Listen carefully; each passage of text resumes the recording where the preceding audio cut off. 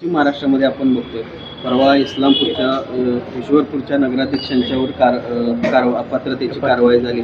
काल देखील विशाल पाटील यांच्या समर्थक एका पंचायत समितीच्या सदस्यावर अपात्रतेची कारवाई झालेली आहे. कसं बघता एकूणच?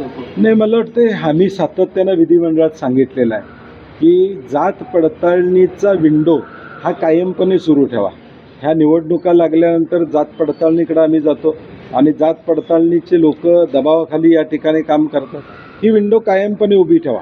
निवडणुकीला उभा राहू दे, शैक्षणिक असू दे किंवा नसू दे, त्याची जात पडताळणी करून द्या. आता ज्याला पाहिजे त्याला करून द्या. म्हणजे ह्या निवडणुकीच्या पार्श्वभूमीवर जे दबावाचं राजकारण अधिकाऱ्यांच्यावर या ठिकाणी येतं आणि दबावातून दाखले या ठिकाणी पात्र होत आहेत हे दिसून आलेलं आहे. कोल्हापुरात सुद्धा महायुतीच्या मधला संघर्ष आम्हाला बघितलेला आहे. गडिंग्लजच्या नगराध्यक्षांचाच महायुतीचा असताना सुद्धा त्यांचा दाखला रद्द करण्यात आला. त्यांना हायकोर्टामधून स्टे मिळाला.